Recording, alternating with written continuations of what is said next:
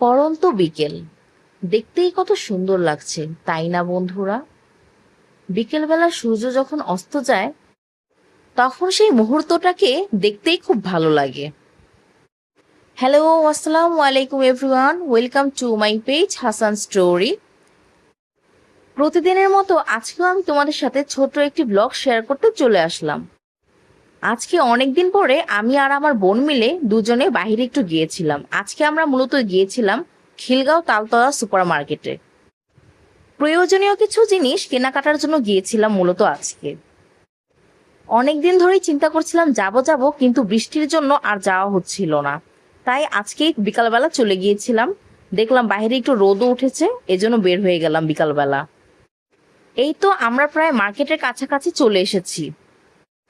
এই যে মার্কেটের মেইন গেট, এখন আমরা ভেতরে চলে যাব। এই যে দেখুন, মার্কেটের ভেতরটা এখন খালি হয়ে গিয়েছে। এখানে আগে ফুটপাত বসতো, এখন আর বসে না, ফুটপাত উঠিয়ে দিয়েছে। জায়গাটা দেখুন কেমন এখন ফাঁকা ফাঁকা হয়ে গেছে। যাই হোক, মার্কেটে তো চলেই আসলাম। আজকে কিনবো কিছু প্রয়োজনীয় জিনিস।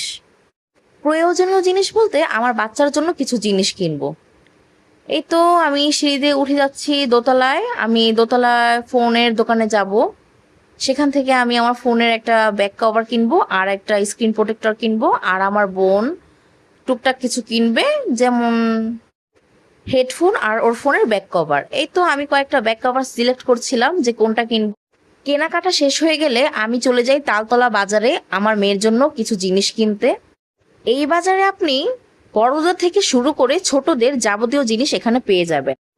তারপর আমি আমার মেয়ের জন্য কয়েক রকমের বাদাম কিনে নিলাম এই ভাইয়ার দোকান থেকে। কেনাকাটা শেষে আমি রওনা দিলাম বাসার উদ্দেশ্যে। আমি আমার বাচ্চার জন্য যেই যেই জিনিস কিনেছিলাম সেগুলো আমি ভিডিওতে দেখাইনি। সেইগুলির ভিডিও আমি নেক্সট ব্লগে আপনাদের সাথে শেয়ার করব। ভেবেছিলাম আজকে বাহিরে গিয়ে খাবো, কিন্তু আসার পথে দেখি আম্মু বাসায় কাচ্চির আয়োজন করছে। তাই ভাবছিলাম আর বাহিরে কিছু খাবো না, একেবারে বাসায় যেয়ে কাচ্চি খেয়ে নিব। কারণ কাচ্চি আমার খুব পছন্দের। বন্ধুরা, আমার মতো কে কে তোমরা কাচ্চি পছন্দ করো অবশ্যই আমাকে কমেন্ট করে জানাবে। আর বন্ধুরা, তোমরা সকলে আমার পেজটিকে লাইক, ফলো আর শেয়ার দিয়ে আমার পাশেই থাকবে। এই তো আমি বাসায় এসে কাচ্চি ফাইনালি খেয়েই নিলাম। এরপরে রাত্রে আমার ছোট বোন পাস্তা বাস্তা করেছিল, তারপর আমি রাত্রে সেই পাস্তা বাস্তা খেয়ে নিয়েছিলাম। এই তো বন্ধুরা, আজ এই পর্যন্তই। Bye bye, thanks for watching.